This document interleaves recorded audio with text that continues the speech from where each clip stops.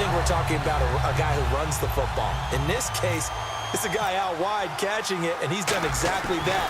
Truly leading his team right now towards victory. 3 touchdown catches. He's been the headliner. Now after the touchdown, here's Santos to kick this one away. And they will not get a chance to return this one as it's through the end zone for a touchback. A look at the offense now here, coming back out on the road for their first possession of the second half. They're down in this game. A chance for the offense, though, to put something on the board, get some momentum here in half 2. Try and get things kick-started for them. And you know at the half, they discussed how they were going to get that done. This is where scripting comes into play a lot of the time. How many plays do you script coming out of the second? Most of the time in the first half, you're scripting 12 to 16. Now look out, Rodgers lost the football, and it's picked up by the Chiefs.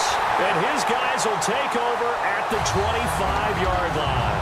And now here comes Kansas City. And they'll be looking to build off of a nice drive last time, a drive that really relied on the quarterback. Making good decisions, distributing the ball well, distributing it accurately, keeping it away from danger. A really nicely run drive. But now the defense, what adjustments do they need to make in the passing game? Pass rush, pass rush, pass rush. Whether it's the guys up front or maybe you bring additional guys, but you've got to disrupt the timing of them throwing the football. We'll see if they can disrupt it here. And he's going to take this down to about the 17. A nice job to get 8 there after the incompletion, and now they'll look at a 3rd and 2 coming up. 3rd down now following the run. From the gun, here's Smith. And he couldn't hang on to it through the contact. Incomplete. And there was a good opportunity to just went awry there. A drop pass. I guess that's why they call them running backs and not catching backs.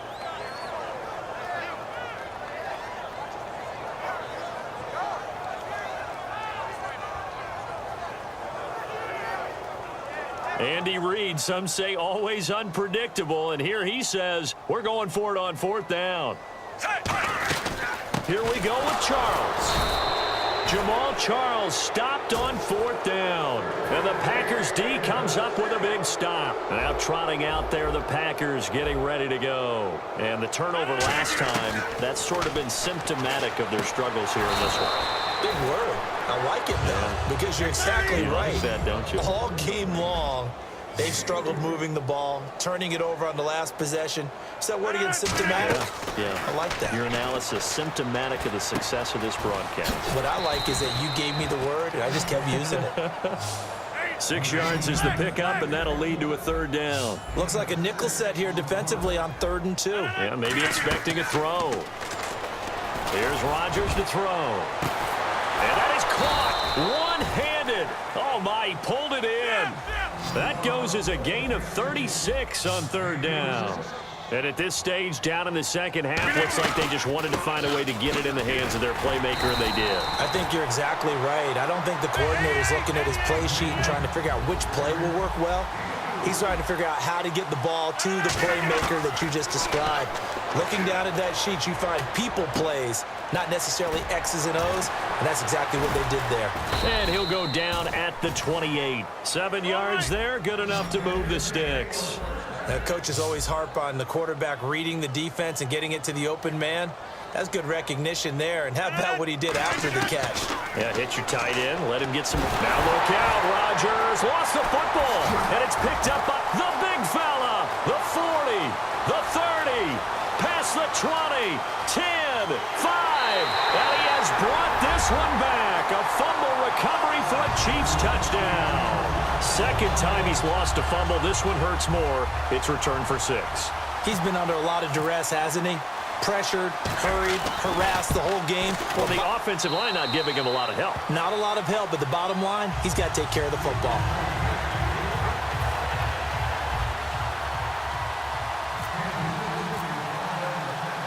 And you can bet they're preaching 2 hands on the ball here as the kick's away following that fumble return. And this will be a touchback as that sails over the end line. And Green Bay getting ready to go as they take the field. Get 300. 319. 350. 319. 319. Rodgers now on first down. And Davis with it left side.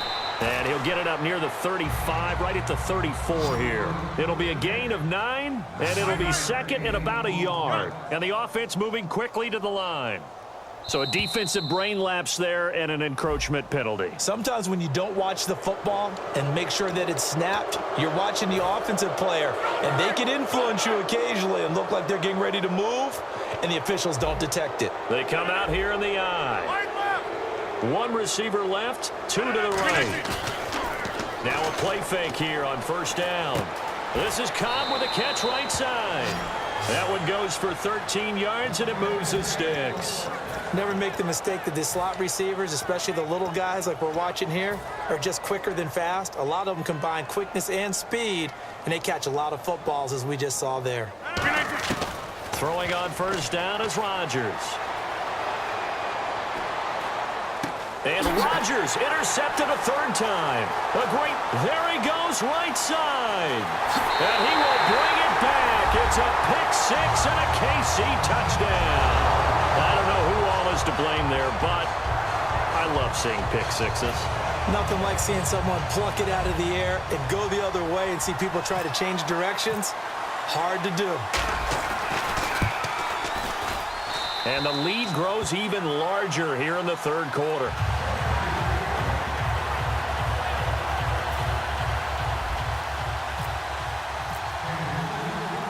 So they'll get another shot on offense following that pick six. And now the kick is away. And this will not be returnable. It's out of the back of the end zone for a touchback. The Packers offense now heading back out onto the field. And last time, decent field position through the pick six. Obviously costly. But they can't afford to just bunker in now. All right, good field position means go ahead and attack on offense. Try and press the advantage a little bit. They just have to be better with the football on this possession. So that didn't bother you too much last time? No, because it's exactly what you're supposed to do. You can't have good field position and not try to take advantage of it. Sometimes the defense makes a good play, too. All right, different topic here. 2018, the Super Bowl, traveling north, far north to Minneapolis. Early predictions for that one. Who you got? Well, you know, everyone's still waiting in the NFL for a home team to play in its home stadium, right? So could the Vikings be that team? I'll start in the NFC, and I'm going to say no. I think Seattle, starting to get near that maybe last run with their defense. If Earl Thomas returns, I like Seattle coming out of the NFC. How about you? Well, I'm actually going to take a Dallas Cowboys NFC title run. I think that they came so close this year, probably most talented going into next year. I like that one. Well, in the AFC, I'm going to go with a team that if they improve their defense and their quarterback stays healthy, they could be that team, the Oakland Raiders. Okay, I'm going dark horse. Cleveland Browns. Let's go. Hey, from worst to first. 5 yards on the catch there, brings up second down. When you see zone defense and you know you've got a drag route on as your primary call, you've got to be really careful as a passer about how far you let your guy go because he might wander into some tough coverage. This is caught inside the 15. And he's taken down, but not before reaching the 10-yard line. Well, even after all those interceptions, he's not deterred, still confident to go deep at work there. I think all the old rules about playing that position still apply.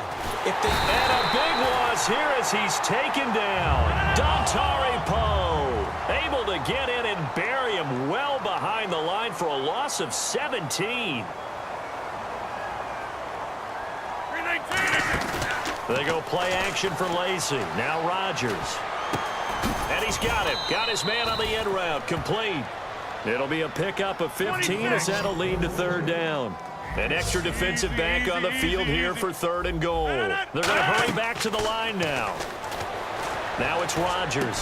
And his pass is intercepted for the fourth time today. It's the sackmaster, Justin Houston, who comes up with it. And a short return will be stopped inside the 10 at the 8-yard line. And now here comes Kansas City. And on the last drive, they were in field goal range. They just opted not to kick it, didn't get it. How does that change the mentality this go around? I don't think it changes much for the head coach because this is what he preaches all the time. Attack at all times in any spot on the field, and he likes touchdowns, not field goals. Now, your field goal kicker, you got to make sure you nurse him through and say, okay, don't worry about it. When we need you, you've got to be ready to go. And the team, of course, loves to see points on the board. So let's see if it changes a little bit if they're in the same spot again. Yeah, we'll see what the decision is here if they get to that spot. We're back now in KC. And this is a blowout so far as we get set for the fourth quarter. A very one-sided affair.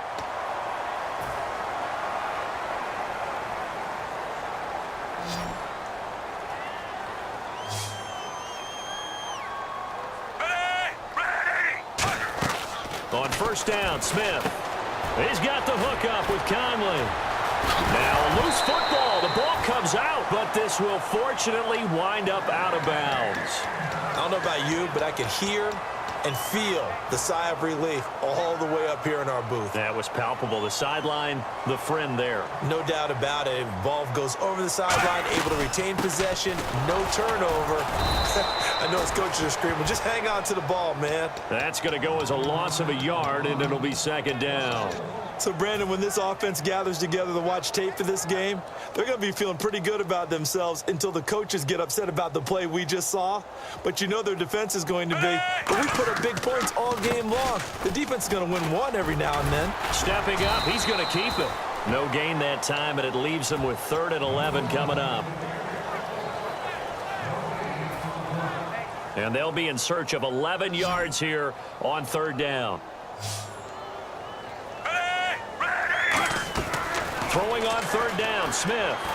Surveying the field. And this is going to be incomplete. The veteran Jeremy Maclin was the intended target. And now it's 4th down.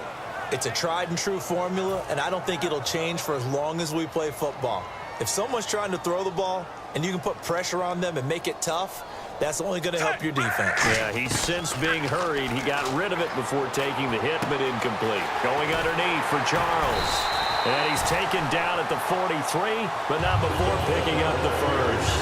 Boy, that's some kind of effort. When he caught it, I doubted if he could get there. Knew it was going to be close, but credit him. Really good effort. How about the rack on that play, the run after catch? But most of the time we think of it as just being an open field and picking up yardage.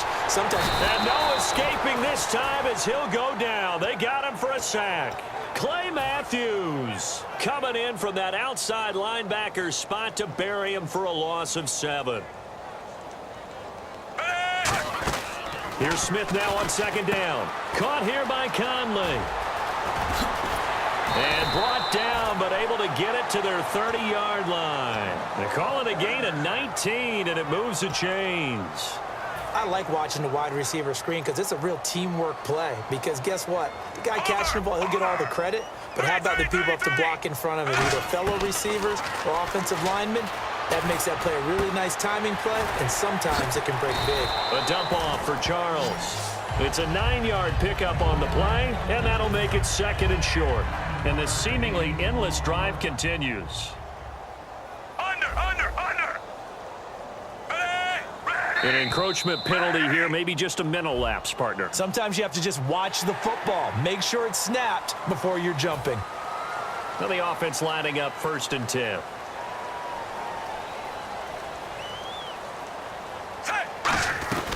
Following the penalty, here's Charles. They stopped after only a yard, taking it down to the 14. The best defensive linemen, they play with great leverage so they can get low and not get bowled over by offense. And now the ball's loose. Smith loses it. And a little bit of good fortune there. He wasn't able to get it back, but he did have a teammate on the spot able to retain possession for them. A long drive here. Play 12 coming up for the offense. And they'll add a DB in the secondary here on 3rd and 14. Here's Smith. LaTroy Guion. And how about this? 4th and long, and they're going to go for it. He's the one that gets him down. It'll be a loss of 5, and it'll bring up 4th down. Rolling to his right. And this is caught. He hits Maclin. And they do get him down, but he's inside the 5 all the way to the 3. But just play after play after play on this long drive for the offense. And they just hit another big completion there, and I think in days gone by in the NFL, You might have asked, is this a little bit of overkill? Is this rubbing it in? I don't think people feel the same way nowadays. It's the age-old argument. Then you could say on the other side, if you're going to get angry about it, stop it, right? Go ahead and stop me. And I think a lot of the times they just look at it like, let's just play the game. And however it turns out, it turns out. Packer pressure, and down he